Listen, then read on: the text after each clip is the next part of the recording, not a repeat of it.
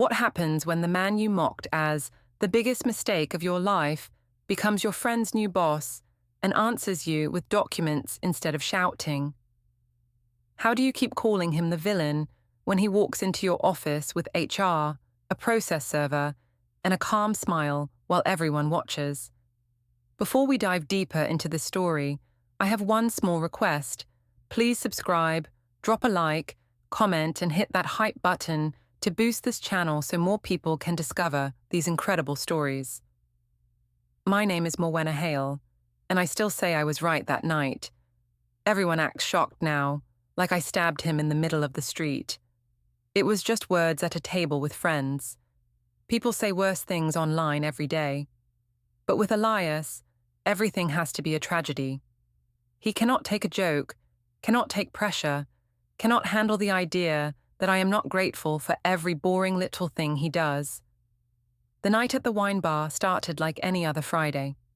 I had worked all week, stayed late, fixed 3 client decks that other people messed up, and still got told there was room for improvement. I posted a selfie in the bathroom at work, wrote that I was done settling in all areas of life, and then met my friends at our usual place. I was proud of how I looked. I had on the black dress that actually shows I have a shape now, not like before when I was tired and soft and stuck at home with diapers. Sophie waved when I walked in. She said I was glowing, and I told her I was just done pretending my life was perfect. Kira laughed and said some men could not handle a woman finding herself. They both knew I was talking about Elias, but they pretended they did not. That is what good friends do.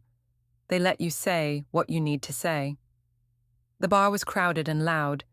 Fairy lights hung over the long wooden table. The music was fast but low enough so we could still talk, or shout. There were half-empty wine bottles, sharing plates, phones on the table, people taking pictures and tagging each other. I felt alive. I did not feel like someone's wife. I did not feel like just Noah's mum. I felt like me. Elias was supposed to come at 8. I told him in the morning that it was a big night and that I wanted him there on time, looking presentable. He nodded and said he might have to finish something at the office. He always says that. There is always some urgent thing that matters more than me. By 8:30, he still was not there. Sophie asked if he was coming or if he had found a new spreadsheet to marry instead. I said he was probably still at work, obsessing over some code. Everyone laughed. I did not mind at first. It was light. It felt fair. He chose work over me again. What did he expect? Someone ordered shots. Kira raised her glass and said we should toast to better choices. One of the guys from another team heard and asked what she meant. She said I had settled too young and had outgrown my husband. I did not correct her. Why should I? If he wanted to be seen as amazing, he should act amazing. The more I drank, the more I talked. I told them how he never wants to go out, how he complains about money but refuses to change his routine, how he sits at home with his laptop and calls that providing. I said he gets quiet and sulky when I post pictures that show my body, like I am his property. People shook their heads. They said I deserved better. Someone started recording little clips for stories. The phone passed around the table. People leaned in, shouted, laughed. I liked the way they watched me when I talked. I felt like my own main character again. When Elias finally walked in, it was past 9. He wore the same plain shirt he always wears, like he was going to the supermarket instead of meeting his wife and her friends. He looked tired, of course. He always looks tired. He came over to the table and said he was sorry he was late, that he had tried to leave early, but something came up. I told him we had already noticed. He stood at the end of the table with his hand on the back of a chair, like he was not sure if he was welcome. That annoyed me.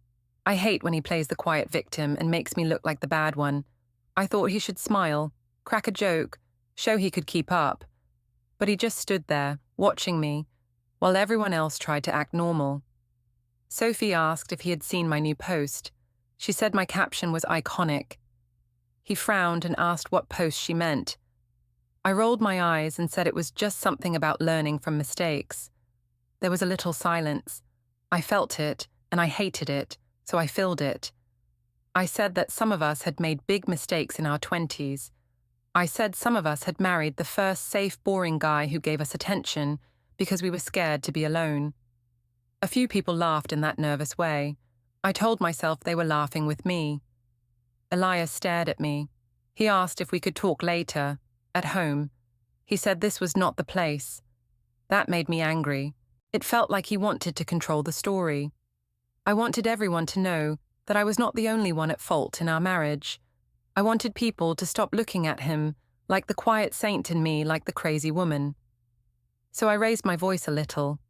I said that marrying the wrong person was the biggest mistake someone could make. I said a person could wake up one day and realize they had tied themselves to dead weight. Someone near the bar shouted, "Preach!" and that gave me courage. Then I said it clearly. I said that marrying Elias had been the biggest mistake of my life. I said it in a way that made it clear he was the mistake. The table went very quiet for a moment. Then Kira laughed to break the tension. Someone at the end of the table repeated the line and clinked glasses. I saw a phone lifted toward us, a little red recording light on the screen, but I did not care. Elias did not yell. He did not throw anything. He just stood there looking at me like he did not know me. That look made me feel small, and I hate feeling small. I told myself he was being dramatic. It was a joke. People talk like that all the time. He said he needed some air and that we would speak later. I told him there was nothing to talk about if he could not handle some honesty. I heard myself and knew it was harsh, but I also felt powerful. Sophie squeezed my arm and whispered that I was brave. That was what I focused on. The bravery, not his face. He left after a few minutes, saying goodbye in a very polite way to the table. He even paid for part of the bill before he went, like always. I told everyone that he was sulking and would be fine by morning. I said he just could not stand it when I was the center of attention. Later, when I went to the bathroom, I checked my phone. Instagram showed me my story was getting more views than usual.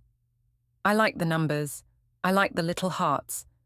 When I came back to the table, Sophie showed me a short video she had taken of me laughing with my glass raised. The sound was messy, but you could hear enough. I told her to post it. She asked if Elias would mind. I said if he cared so much about his image, he should try being more interesting. When I finally went home, the apartment was quiet. Noah was at his grandparents' place for the night, so there were no toys on the floor, no cartoon noise. I took off my shoes and saw a soft glow from the study. Elias's laptop was open on the desk. On the screen, a calendar was up. I saw a new entry he had not told me about. It said downtown 9:30 a.m., personal. There were a few of those scattered through the month.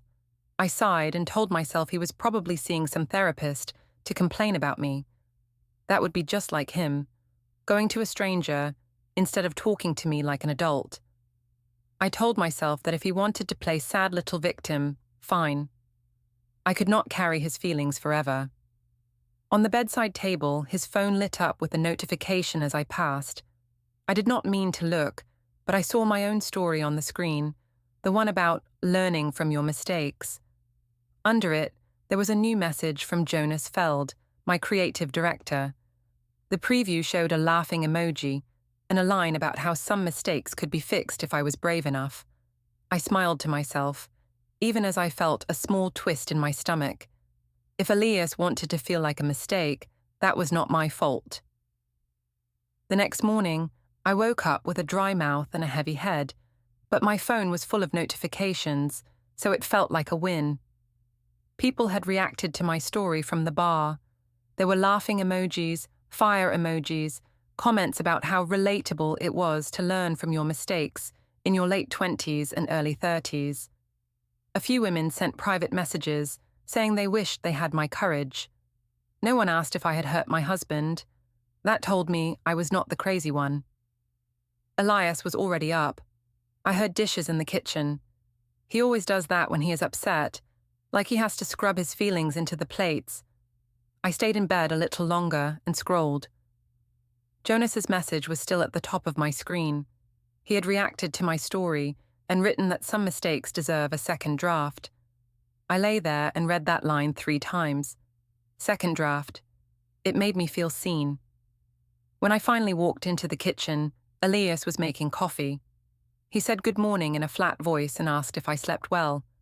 I said I had until the dishes started clanging like a warning bell. He said he was just cleaning up. That annoyed me. I told him he did not have to make everything so dramatic. He asked if we could talk about last night. He said the words slowly, as if he was worried I would break. That made me angry. I told him there was nothing to talk about, that he had been late, and I had told the truth. He said my words had hurt him and made him look foolish in front of my friends. I answered that if he cared so much about his image, he should stop acting like dead weight. He went quiet after that. He took his coffee, sat at the small table and opened his laptop. The calendar was still there on the screen, full of coloured boxes. I saw the same downtown 9:30 a.m. personal block, but I did not ask. If he wanted to keep secrets, fine. I could keep my own. On the way to work, I messaged Sophie and Kira. I told them Elias was sulking. They both wrote back that he needed to grow up. Kira said at least I had Jonas to talk to now. She added a winky face. I felt a little flutter in my chest. It was nice, knowing someone at work saw me as more than a nagging wife. When I got to the office, Jonas was in the open area, leaning over someone's desk and making them laugh. He looked up when he saw me. He said I looked like I had survived a war. I told him it was just marriage. He smiled in a slow, knowing way. I liked that smile. It felt like a secret between us. We had a morning meeting about a new campaign. I sat across from him, and every time I spoke, he held my eye a little longer than necessary. When I made a good point, he repeated it and said the team should listen to me more. He said I carried half the department on my back. I told him not to say that out loud, but inside, I liked it. I thought, see, this is what it feels like to be appreciated. At lunch, Elias sent a text asking if we could meet near my office. He said he wanted to talk away from the apartment. I read it and felt my stomach tighten. I did not want to sit in some cafe while he listed all the ways I had hurt him. I wrote back that I was busy with a big project and that he should respect my job. He said, okay, another time maybe. I tossed my phone in my bag and told myself he was trying to drag me back down. Later that week, Sophie hosted a small get-together at her condo. Just a few people from the office, plus Kira and another friend from our college days. There were candles, cheap wine, and the same kind of too loud music we loved years ago. I brought a store-bought dessert and pretended I had baked it. No one asked. We sat on the couch with our legs folded under us and talked about everything and nothing. Work, clients, old flings. The kind of conversation that makes time disappear. At some point, Sophie asked how things were with Elias. She said it in a soft way, like she already expected the answer. I told them he was still being cold, still acting like a victim over one little joke. Kira snorted and said, if a man is shaken by words, he is not safe to build a life with. Someone else asked what exactly I had said, since the bar was loud and they had not heard all of it. I felt all their eyes on me. It felt like a stage again. So I told the story, but bigger. I told them how he shuffled in late, how he hovered at the end of the table, how he stared like I had betrayed him just by having fun. I stretched the moments, made him sound small, stiff, pathetic. They laughed. I felt the old thrill building in my chest. Then I repeated the line. I said there is nothing worse than waking up and realizing you married the biggest mistake of your life, and I pointed out that I had done exactly that. They gasped and giggled. Kira slapped her thigh and said she wished she had recorded that. Sophie already had her phone on the table. She hit record and told me to say it again. I did, this time with a dramatic glass raise and a bigger laugh. I did not think about where that video might end up. It felt like a joke among friends, like the kind of thing that lives and dies in a small circle. We talked for another hour about outgrowing people. They all agreed that I had changed more than Elias had. They said I had grown, and he had stayed stuck. I told them I had given up so much of myself for him and for Noah, and that I deserved some excitement now. No one disagreed. Why would they? They only had my side. On the way home, I did not tell Elias where I had been. If he asked, I would say I was at Sophie's, which was true, and I would let him fill in the rest in his own head. When I walked into the apartment, he was on the couch with the lights low. Noah was already asleep. There were empty mugs on the coffee table, one on each end. That detail annoyed me for some reason. It felt like a line drawn down the middle of our life. He looked up and asked if I had a good time. I said yes, and asked why he was still up. He said he could not sleep.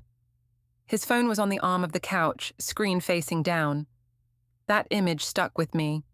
He usually leaves it face up, ready for any message from work or his parents. I went to our bedroom to change. When I came back to the living room to get a glass of water, he was in the kitchen with his laptop open. I could see the glow from the hallway. He did not notice I was behind him. On the screen, a video was paused. My face filled the frame, wineglass raised, mouth open in a laugh I recognized. The caption at the bottom of the player showed Sophie's name. His hand hovered over the trackpad, like he had just stopped it mid-play. He did not move for a second. I stepped into the doorway and asked if he was still watching work stuff this late. He snapped the laptop closed in one quick motion and said he was just finishing something. His voice was tight, careful. For a moment I felt a flush of heat in my chest. Guilt, anger, fear, all mixed. Then I told myself he was overreacting again. It was just another joke with friends, like everyone makes. If he chose to watch it 10 times and hurt himself with it, that was on him, not me. The next week felt like a test I had already decided to fail. At work, Jonas started finding reasons to be near my desk. He asked if I could look over a deck. He asked if I had a minute to talk about a client. He asked if I wanted to grab coffee instead of making my own in the break room. Each time, his voice was light, like everything was casual. I told myself it was harmless. I told myself it was just attention, nothing serious. In the open plan office, people notice who stands close to whom. I saw eyes on us sometimes, but no one said anything. Sophie gave me knowing looks over her monitor. Kira sent me a message that said Jonas was clearly into me. I wrote back that he was just nice to the whole team. She replied that he did not look at the whole team like that. I did not answer. I liked letting the thought sit there. One evening, a client sent last-minute changes, and Jonas said it would be easier to finish everything without office noise. He asked if I was okay working off-site for a few hours. I hesitated for a second and asked where he meant. He said there was a small boutique hotel near the office where he sometimes rented a day room to focus. He added that the company reimbursed it when he billed it as workspace. He said it very calmly, like it was normal. I thought about Elias at home, probably hunched over his laptop, probably adding new boxes to that calendar. I thought about how he had watched that video of me at Sophie's.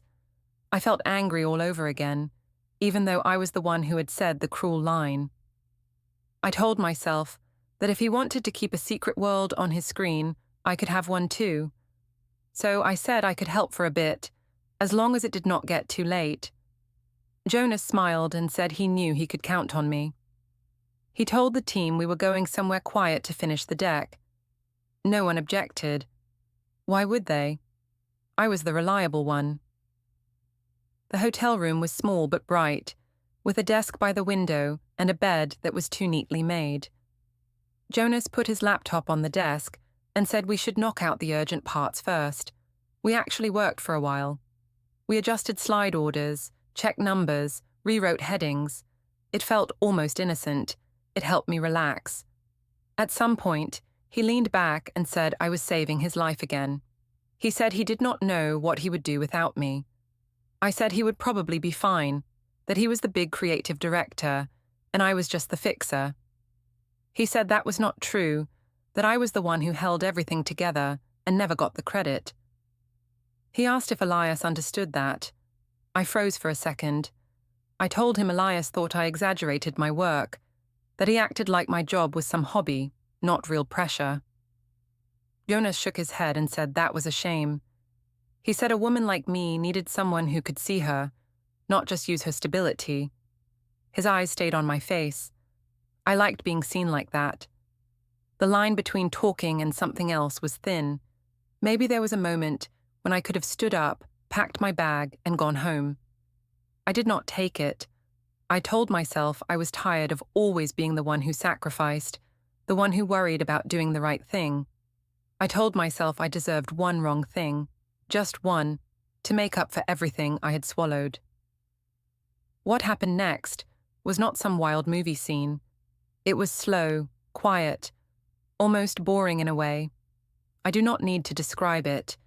It is enough to say I crossed the line on purpose. It is enough to say I did not think much about Noah or Elias in that moment.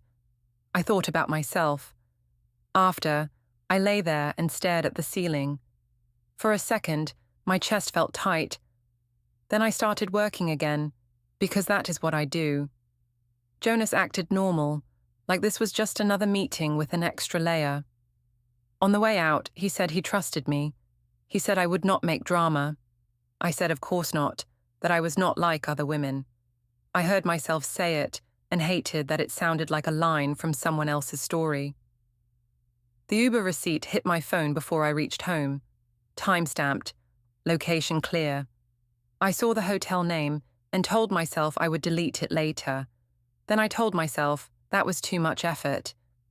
If Elias checked my rides, that would only prove he was obsessive. I could use that against him.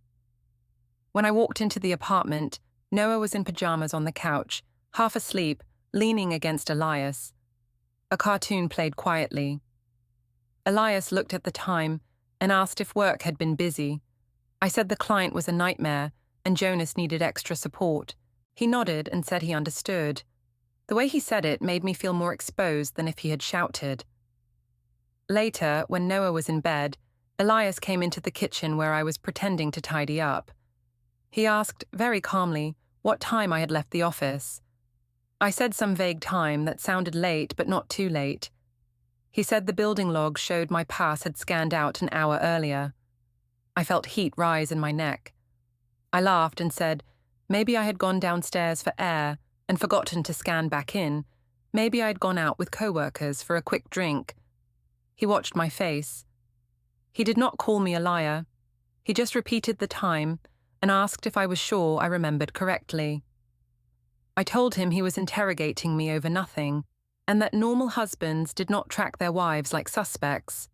He apologized and said he did not want to fight. He said he just wanted to understand. I turned that into another accusation. I said he was projecting his own issues, that he was the one hiding things with his secret calendar entries and his locked drawers. He looked confused when I said that. He asked what I meant. I told him it did not matter, that if he wanted privacy, so did I. We had the same kind of conversation a few nights later. The same dates, the same questions, just new details. He mentioned Uber receipts now. He said there were patterns that did not match what I had told him about staying late at the office. I answered that he was clearly going through my phone and that this was controlling behavior. He said he had only seen the receipts because they came through on our shared email, the one we had made to track household bills. I acted like I had forgotten that. I told him he was twisting everything to make me look bad and him look rational. He went quiet again, which I hate. Silence feels like judgment. I raised my voice then. I told him he never fought for me, never tried to be exciting, never made me feel chosen. I told him he only cared now because he thought another man might want me. I paced the kitchen, waving my hands, telling him he was the reason I felt dead inside. I did not check whether my words made sense. I just wanted him to feel small. He did not shout back. He asked if he could record what I was saying so there would not be any confusion later. That sentence made my stomach drop. I laughed it off and said only crazy people recorded their own wives. He did not pick up his phone in front of me. He just said he wished we could both be honest. I stormed out of the kitchen, still talking, still defending myself. As I walked down the hallway toward our bedroom, I heard a soft beep from somewhere behind me. It was the kind of sound a phone makes when something stops. I told myself it was a message or a low battery. I told myself he would never actually record me. The email about the mixer came 2 weeks later, bright and cheery in my inbox, like it wasn't a trap. Summer culture night, rooftop drinks, music, and a surprise announcement, the subject line said. Sophie messaged me right away, asking what I thought the surprise was. I told her it was probably some overpaid consultant. Kira wrote in the group chat that maybe Jonas was getting a bigger title and should celebrate by finally dumping his dead-weight projects on us. No one considered any other kind of surprise. Why would they? I spent longer than usual getting ready that night. I put on a red dress I knew looked good in pictures. I wanted to be the kind of woman who walked into a company party and made people stare. I did my makeup in the bathroom, watching my own face as if it belonged to someone else. When Elias knocked on the bedroom door to ask when I would be home, I said late, and that he did not need to wait up. He said okay, that he would put Noah to bed and maybe work a bit. He asked if I would text when I was on my way back. I said sure, in that flat way that really means maybe. The rooftop was crowded and warm, with fairy lights and a rented DJ doing his best. There were high tables, mix of beer and sparkling water, everyone pretending they liked each other. I liked these events. They gave me a chance to see who was really worth knowing. Jonas was already there, talking to a small circle. He waved me over and told me I looked like trouble. I laughed and said trouble was underrated. Sophie and Kira joined us, and the four of us formed our usual little island. We talked about clients and gossip and who might be getting promoted. When someone mentioned the surprise announcement, Jonas smirked and said operations was bringing in someone big to fix the chaos. He said he hoped they would actually listen to him this time. I asked if he knew who it was. He shrugged and said not exactly, but hinted it was someone with serious systems experience. The music dipped. Our CEO tapped a glass and asked everyone to gather near the far side of the rooftop. People shuffled closer, drinks in hand. I stood near the front with Sophie and Kira, feeling that nice buzz that comes from a mix of alcohol and attention. Jonas stood a little behind me, his hand brushing my elbow now and then. The CEO made a short speech about growth and stability. I only half listened. Then he said they were excited to welcome a new operations director, someone who would bring structure and integrity to the way we worked. He gestured toward the stairwell door and said the name. Please welcome Elias Hale. For a second, I thought I had misheard. Then I saw him step out onto the rooftop. He was in a suit I did not recognize, darker and sharper than his usual ones. He walked with that careful, steady pace of his, but there was something different in his face. Not soft, not begging, calm, focused. People clapped politely. Some looked at me, then back at him. Sophie's mouth fell open. Kira whispered, "You're kidding me," under her breath. My first feeling was embarrassment, a wave of heat up my neck. Then anger came in fast behind it. Of course he had done this. Of course he had followed me into my last safe place. I told myself it was proof he was obsessed. I told myself a normal man would not take a job at his wife's company uninvited. The CEO handed him the microphone. Elias thanked everyone for having him. His voice carried easily, clear, but not loud. He said he was looking forward to making sure processes were fair and transparent, that workloads were managed properly, and that people felt safe and respected. He used words like boundaries and documentation and consistent standards. Each one hit me like a small slap. He did not look at me once during the speech, which somehow made it worse. It was like I did not exist. When he finished, There was more polite applause. Jonas shifted behind me. I felt him pull his hand away from my elbow. I turned to Sophie and hissed that he had done this on purpose, that he was trying to control my whole life. She asked if I had really not known. I snapped that of course I hadn't, that he had kept all those downtown personal meetings secret. Kira said this was creepy, that no woman wanted her husband suddenly above her in the company chain. My chest loosened a little. At least they were on my side. As the crowd broke up, some people went over to introduce themselves. I stayed rooted to the spot. I watched my coworkers shake his hand and smile. A few of them had listened to my rants for months. I could see the questions in their eyes. Was he really as bad as I had said? Could you tell just by looking at him? I hated that they were even thinking that. Elias moved through the small crowd like he had done this before. He kept his tone light, but I could tell he was measuring every word. At one point, his gaze passed over me and kept going, as if I was any other employee. That cut deeper than if he had glared. I marched toward him with my drink in hand. When I reached him, I lowered my voice, but not enough. I asked why he had not told me. I asked if he thought it was normal to sneak into his wife's workplace like a spy. He said in a level tone that the company had reached out to him months ago, that he had gone through a normal interview process, and that he had wanted to be sure it was going to work out before saying anything. He added that he had not wanted to mix personal drama with professional news. The phrase personal drama made me see red. I told him that he was the one bringing drama by showing up here, that everyone would think I had dragged him in. He said that people would think whatever they wanted, and that he was here to do a job. He suggested we talk about our marriage somewhere else, not on the rooftop during a company event. To me, that sounded like another attempt to control the story. I wanted people to see how unfair he was being. I wanted them to understand I was not crazy, so I raised my voice a little. I said it was funny, him talking about boundaries when he had just invaded mine. A few heads turned. I saw Sophie's eyes widen. Jonas looked at the floor. Elias did not argue. He said calmly that he was not my manager, that he would not be involved in my reviews, and that HR had already set up structures to avoid conflicts. He said if I had concerns, I could talk to them. The way he said HR made my skin prickle. I felt like there were suddenly cameras everywhere. Later, at Lydia and Martin's house, the air felt heavy in a different way. We had gone there for Sunday dinner, something we used to do more often. The living room smelled like roast chicken and old books. Noah played with a box of toy cars on the rug, pushing them in little circles. The TV was off. Lydia asked politely how work was.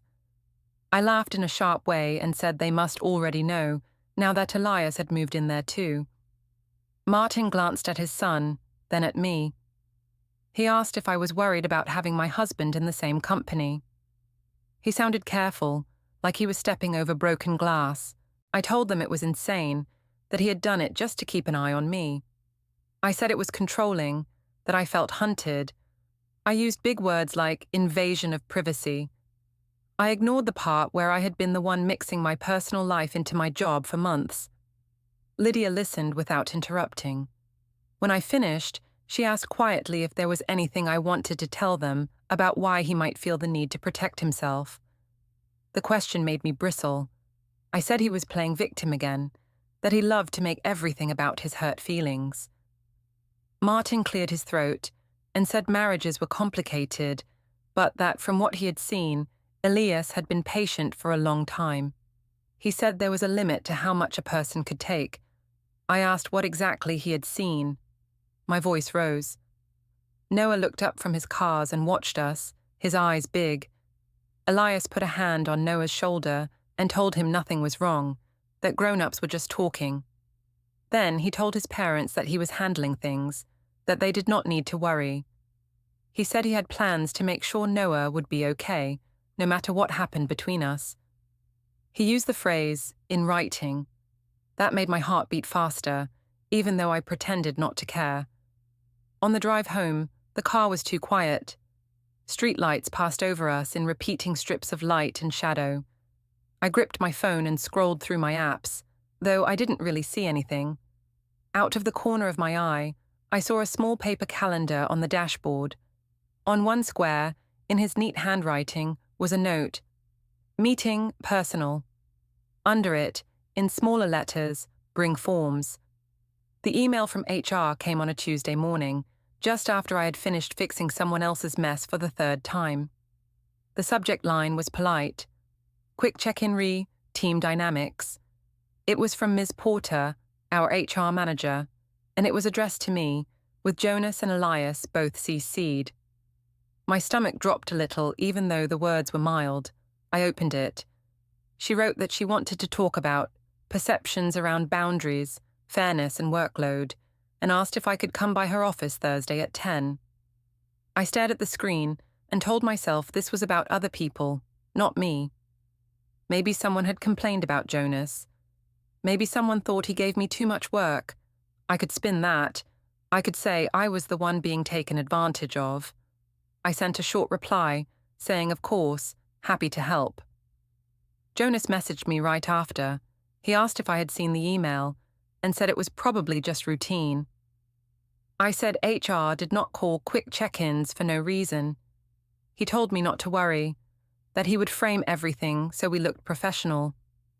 The phrase "we looked" made me feel safe for a second. Elias did not say anything at work about the email that day. I saw him in a meeting room through the glass, talking with managers about resource planning. He had a whiteboard marker in his hand, his sleeves rolled up. He did not look over at me once, even when he stepped out to get coffee. I hated how calm he seemed. At home that night, I tried to act normal. I folded laundry, scrolled my phone, made Noah's lunch for the next day. Elias sat at the little dining table with his laptop open. There was a folder on the table near his elbow labeled "Household." I had seen that word before, on his screen, on the fridge calendar. It was starting to feel like a word pointing at me. I asked him casually if work was busy.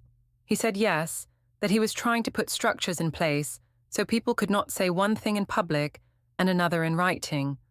I did not like the way he said "people." It sounded too close. I told him that sounded very noble and joked that he always liked rules. He did not laugh. He just said, "Rules protect everyone if they are clear." When I mentioned the HR email, he nodded like he had already expected it. He said HR liked to be thorough when there were rumors. I asked what rumors he meant. He said he could not speak for other people. He suggested I be honest and consistent when I talked to them. The word consistent made my skin prickle. I snapped that he was acting like a judge again. On Thursday, I walked into the HR room with my best tired but strong face on. It was a small space with a round table and a box of tissues in the middle, like they were always ready for tears. Miss Porter smiled and asked how I was doing. I said work was intense and that I was trying my best under a lot of pressure. She nodded and said she had heard I was very dedicated. Then she asked about my relationship with Jonas as my senior. Her tone was neutral. She asked if I felt there was any confusion between support and favoritism. I told her Jonas relied on me because I was reliable. I said we sometimes worked late together, but only for clients. I tilted my head just right so I looked more tired than guilty. She asked if I ever felt uncomfortable. I said no, never, and that I was actually the one who might be uncomfortable now that my husband had joined the company. I said it in a quick rush, like a thing I had not meant to share. Miss Porter watched me for a second. She asked if I felt unsafe with Elias in the building. She was careful with her words. I said I did not feel unsafe the way people mean it, but that I felt watched. I told her he had come to the company without telling me and that it felt like an invasion. I said he held grudges and that sometimes he used silence like a weapon. I used phrases I had picked up from articles about emotional control and power dynamics. I left out the hotel. I left out the videos and the biggest mistake speech. I painted a picture where I was the one under pressure and he was the one in control. Ms. Porter took notes. Her pen moved in a slow, steady way. She asked if Elias had ever broken any company rules. I could not say yes, so I said I did not know yet, but that I thought he might be trying to influence HR through his position. She wrote something else down. Then she thanked me and said if I had any concrete concerns, I should email her. When I left, I passed Elias in the hallway. He was walking toward a meeting room with a folder in his hand. He nodded at me like I was any other staff member and asked if the check-in had gone okay. I told him HR was worried about favoritism. He just said, "Good, they should be," and went into the room. That night, my anger found a new place to live: my social media. I sat on the couch after Noah went to bed and typed a long caption under a selfie. I wrote about escaping quiet control, about men who act calm in public but break you down in private. I never named Elias, but everyone who mattered knew. Kira shared it with a row of fist emojis. Tamara posted a story saying her sister was finally waking up. Comments came in fast. People praised my strength. No one asked for facts. I did not notice Elias in the hallway, phone in his hand, as my words went out into the world. Later, when I put my phone down to brush my teeth, I heard the faint hum of the printer in the spare room. Paper slid out, one sheet, then another. I almost went to see what it was. Then I told myself it was some boring bill or work thing, and that I did not care. A few days later, I came home to find Noah at the table coloring, while Elias sorted a neat stack of envelopes. Some were marked with the bank logo. One had our internet provider's name. Another had his company's. He said he was updating information and making sure everything was clear between yours, mine, and ours. He said it like a math problem. I asked if he was cutting me off. He said no, that he was following normal steps to protect both of us. He talked about automatic transfers and separate accounts for joint and personal expenses. He said there would be emails about it, that I could read them when I wanted. I threw up my hands and said he was turning our marriage into a spreadsheet. He said at least spreadsheets showed the truth when you looked. Later that week, he took Noah to his parents' house for the afternoon. I had the apartment to myself. I wandered into the small study, meaning to look for a charger cable, and opened the top drawer of the desk. It did not budge. There was a new lock on it. Under a stack of old folders, one was labeled Taxes. A small piece of tape stuck out from the top, holding something flat against the inside cover. I tugged on the edge, but it did not move far. I heard the key in the front door and stepped away from the desk as if it had burned me. Elias came in with Noah and a bag of groceries. He smiled at Noah and asked if he wanted to help put things away. Then he looked at me. His eyes went to the study door and back to my face. He did not say anything about the drawer, but I knew he knew. That night, after Noah was asleep, the air between us felt heavy. The apartment was quiet except for the low buzz of the fridge. I started another fight because it felt better than sitting in silence. I accused him of turning my friends against me, of using his new job to make me look unstable. I said he was obsessed with taking my life apart. He listened without interrupting, hands around a mug of tea. When I finished, out of breath, he set the mug down. He said he had tried to talk to me, tried to forgive, tried to wait. He said there was only so much anyone could take. His voice was low, steady. He did not raise it once. Then he said he was done arguing in circles. He said from now on, he would not answer accusations with more words. He would handle everything properly. He repeated that word, properly, like it had weight. He said things would be set down clearly, in ways that did not depend on my memory or his. On Friday at 4, I walked into the glass lobby ready to perform another scene. I expected a fight I could spin. Instead, Elias stood with Ms. Porter and a stranger holding a thick envelope. The stranger said my full name and handed it to me while people from my floor slowed to watch. On top was a divorce petition, with shared custody terms and screenshots of my own posts listed as exhibits. Behind it sat a defamation complaint, quoting my captions word for word. My throat went dry. Elias only said everything would go through proper channels now, then walked away.